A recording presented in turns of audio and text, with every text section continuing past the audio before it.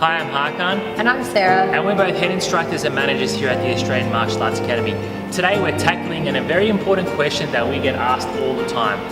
My children love martial arts, but they always practice on each other at home. They want to try all the cool moves and techniques, and no matter how many times we tell them that we only practice this inside the dojo in a safe environment, sometimes, with kids it goes in one ear and out the other. So how do we address this issue of ensuring that our kids only practice their martial arts techniques in the dojo in a safe environment? Sarah, how do we do this? This is a great question, Hakan, and I guess something that's really important is to bring it back. Whether your child does martial arts or doesn't do martial arts, part of that learning experience with siblings or with their close family and friends at their house is learning how to go through that period of being able to be physically active and then enjoy and stop before it becomes too rough playing or actually hurting each other and acting out. And that just comes with really learning that self-discipline and control.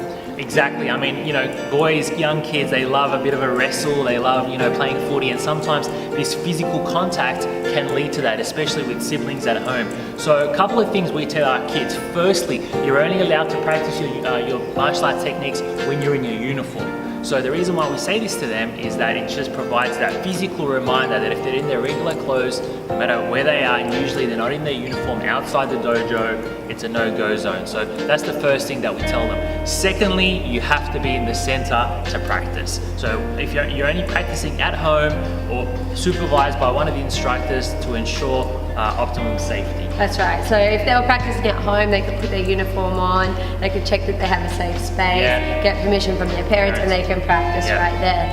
And so that's really important. And then it comes down to the clear rules. And so even at martial arts, remember, they're not allowed to use their martial arts on each other. So when they come in here, it's very, very, very rare that we've ever had a child come back and actually hurt or try to physically cause some damage to someone. And so in fact, it's all about that control and learning to build technique that's the challenge rather than aggression.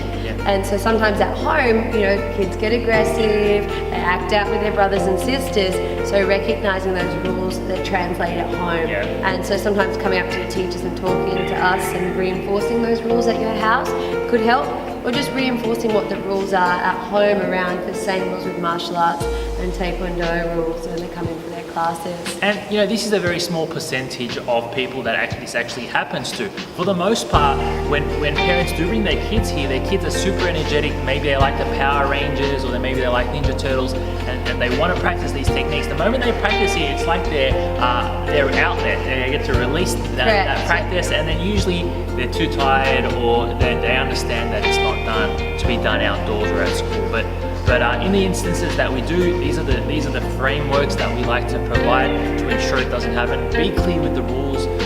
You're always welcome to come and chat to us, and we can always remind the kids. We do tell them from the very beginning that we are not allowed to practice this at all. On each other. So we do make it clear, but we understand with kids. So provide these frameworks with them, give them those little rules. Like those mindsets of, do you have a safe space to practice this? Are you in your uniform? Yeah, are you ready to go? Hopefully this video has helped, guys, and if there are any issues with this, like I said, please don't hesitate to chat to us. We'll be more than happy to talk to your child about this issue. Thank you, guys. Thanks.